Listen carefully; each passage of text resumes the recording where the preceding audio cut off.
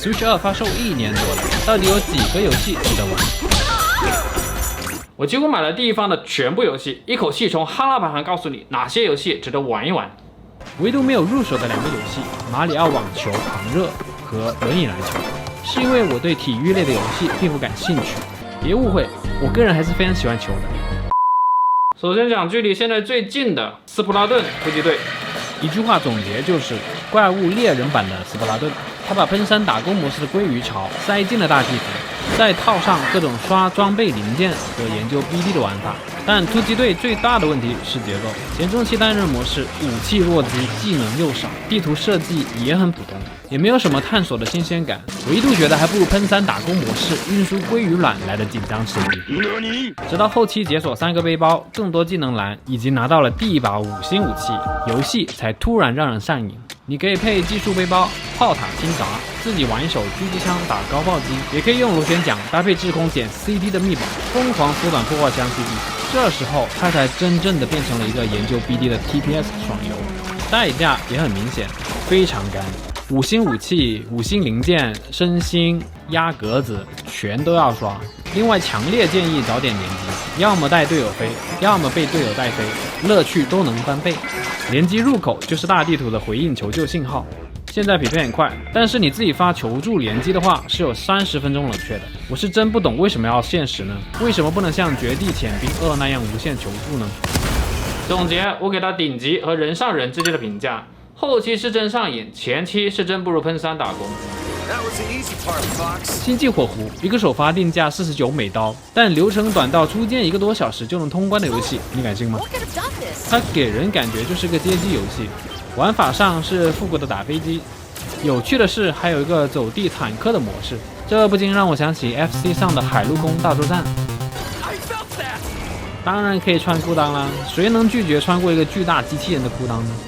還有後空翻閃避或者躲避熔漿一些騷操作，但這些都掩蓋不住遊戲玩法的單一。我個人的觀點是，星際火狐更像一個 Switch 2機能展示的遊戲，在高速鏡頭下的動態加載能力、遠景、近景、敵人和特效都能保持很高的畫面規格和流暢度。它畫面很好，手感不錯，但遊戲不耐玩，我只能給到星際火狐 NPC 的評價。另一款同樣是機能展示，但是體量完整豐富的遊戲，那就是東奇剛焦力全開。它展示的是場景破壞，沒有什麼是一頓無腦砸解決不了的，如果有，那就再來一頓。還有展示地圖和遊戲畫面能夠無縫切換，這一點非常方便玩家找路。每張地圖和 BOSS 都有不同特色和新鮮打法，有很多像塞爾達一樣的神廟和種類不同的小遊戲。頭幾個小時是很新鮮的。等你玩到第10個小時左右，你的心態可能發生一點轉變，從什麼東西都想砸一下，到最後變得懶得砸了，不砸了，推主線吧，看看新地圖吧，解鎖新能力吧。可以說一開始的新鮮感很強，但玩法耐久度非常看人。喜歡收集、探索和解密，那東奇剛絕對是你的菜。只喜歡動作遊戲的話，那新鮮感褪去之後，這遊戲就剩下推主線了。我會給到東奇剛頂級和人上人之間的評價，因為我確實有點砸累了。耀西與不可思議圖鑑可能是 Switch 2這一批裡最被低估的一款遊戲。2D 橫版發展了幾十年，早就是一個極度成熟、很難再玩出新鮮感的類型了。但這遊戲讓我明顯感覺到，任天堂還在探索和挖掘這個類型的邊界。你不是單純消滅怪物、打敗關底的 BOSS， 而是在觀察每一種生物和它互動。你依然可以吃了它，看看它是什麼味道，也可以背在身上，又會怎麼樣？比如我發现這隻鳥的呼啦圈可以強力反彈任何物體，那我就可以左腳蹬右腳踩雲朵上天。我也可以有點壞心思，拿怪物當乒乓球打。然後我找到了一個鋼鐵呼啦圈，給它換上，那我就可以背着它橫衝直撞。它的畫風審美確實明顯偏低年齡層，但不代表它沒有內容深度，相反，它需要你有耐心去觀察、去實驗、去發現。在這裡你沒有練習操作的成本，你不會有緊迫感或者壓力感。它就是一本童話繪本，你可以隨時打開，翻到哪一頁就探索哪一頁。它證明了一件事，任天堂做了40年平台遊戲，到今天還沒覺得這個類型已經被做完了。我認為這是一款最有任天堂味的遊戲，這就是我給它頂級的原因。相反，馬里奧賽車世界反而缺乏了點新意。所謂的世界只是把賽道之間的空白填上了，拼接成一個大地圖，它甚至都沒有自己獨立的玩法。而這個大地圖有多空洞呢？就這麼說吧，艾爾登法環的 DLC 在馬車世界裡都算是內容豐富的。別誤會，我不是說馬車世界不好玩，只是它提供的新鮮感沒有我預期的那麼多。它太像一款建立在馬車8成熟底子上的大型 DLC 了。是，它操作上確實多了跑牆和軌道滑行，但它只是增加新動作，並沒有增加一個全新的遊玩裡。等你探索完所有非常哇塞的隱藏捷徑以後，這個遊戲的新鮮感直線下降。沒有玩過馬車8的，我會強烈推薦試一試。已經玩過馬車8的依然好玩，但是驚喜有限。新作沒有把差距拉開，沒有滿足我的預期，所以我會給他人上人的評價。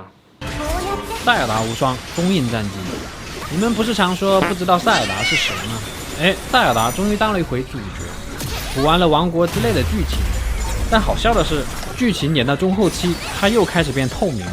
回到遊戲，全程畫質高清，大部分能守住60帧。這裡面的天空戰還是一個星際火狐的迷你版呢，真的是一個遊戲滿足你3個願望。又是一款無雙嗎？可能你已經開始這麼想了，但不得不說，無雙還真的很適合用掌機玩。如果你每天只有半小時到1小時的掌機遊玩時间，我覺得它就很合適。何況這個遊戲的節奏做得不錯，等無雙的新鮮感開始下降，新人物、新玩法就剛好切進来，保持你对這個遊戲的新鮮感。比如基亞放置雷屬性佐納烏裝置加水屬性特殊攻擊，就能形成特別強力的削刃攻擊，既保留了王國之淚的佐納烏裝置和屬性反應，也做到了角色差異化，並不是只有刻板印象的普通攻擊和特殊攻擊，可見玩法設計上還是花了點心思的。但畢竟是無雙，中後期玩法的重複依然是無雙的老毛病。綜合評價，我給到人上人。寶可夢 Pokopia， 這是我意料之外最耐玩、最好玩的遊戲。即便不認識寶可夢，它首先也依然是一款完成度很高的模擬經營建造遊戲。在我沒有感染手柄 FPS 病毒之前，我其實一直很喜歡模擬經營和建造類的遊戏，而且它還非常適合掌機玩。你會在探索過程中不斷遇見新的寶可夢，從他們身上學到新的建造和改造能力，接着完成地圖目標，解鎖新地圖，然後再按照自己的想法重建。玩法說不上創新，無非就是採集、建造和布置，但和寶可夢生態放在一起，卻融合得恰到好處。你不是簡單的給寶可夢造房子，而是要考慮他們的居住習性、飲食愛好習慣，一點一點建立屬於他們的生態社區。好笑的是，寶可夢有時候還挺毒舌的，加上柔和舒服的畫面配色，玩它的時候，浮躁的內心稍微得到了一些平靜。另外，游戏表面看起來治癒，背景裡其實有明顯的废土、生態重建和人類消失後的世界觀。它的故事和環境主題比表面上成熟得多，并不是一個純粹漫無目的、賣萌的沙盒遊戲。要說缺點就是乾，它幾乎沒有自動化流程，倉儲沒辦法做標記，制作也沒辦法調用遠程倉庫，大量事情都需要親自完成。當然，如果你對模擬經營建造類型的遊戲并不感興趣，這類遊戲不管是優點缺點，那也幾乎無感了。就我個人而言，考慮到耐玩性和高度契合掌機的形態，我會給到這個遊戲頂級，接近夯。卡比的御天飛行者放到最後是因為幾句話講不完它的內容。它表面上是一款賽車遊戲，實際上是4個遊戲。我第一次玩的感受就是亂，巨亂。它一眼像是競速模式的跑跑卡丁車，加利用卡比複製能力戰鬥的混合怪。操作看着簡單，但真正玩明白反而很有門檻。比如同一條賽道換一個飛行器和角色，走的路線和操作節奏完全不一樣。等你熟悉以後，才會發現它的內容深度遠比第一眼看上去豐富。我個人甚至覺得它比馬車世界好玩。如果說馬里奧賽車是易上手難精通，那卡比的御天飛行者就是難上手也難精通。但問題也出在這兒，它的學習成本會不斷縮小本來就不大的玩家池。新人進去不練習，那就等着挨打，連尾流都吃不到，留下的人越來越強，後來的人更不敢進。另一個核心模式城市競賽，第一次玩同樣讓人摸不着頭腦。前5分鐘2號大亂鬥，最後在隨機抽取的體育场裡比試誰的飞行器更強。你在城市裡換飛行器，吃屬性，打 BOSS， 騷擾別人。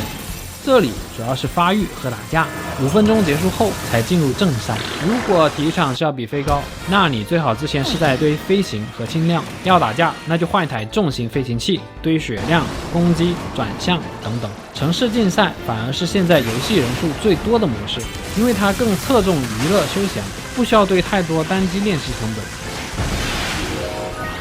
最後一個多人遊戏是俯視飛行，像以前超任上的一個俯視角賽车，小地图短局游戏。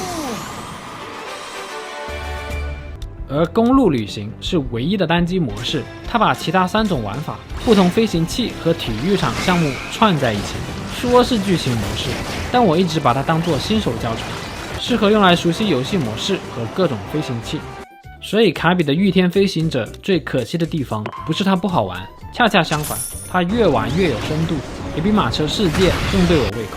但它最好玩的2个模式都需要真人玩家，而它混亂的地域印象、陡峭的学習曲線，又在不断的把真人玩家擋在了外面。玩法有頂級的潛力，但實際的在線生態讓我只能給到人上人到頂級的評價。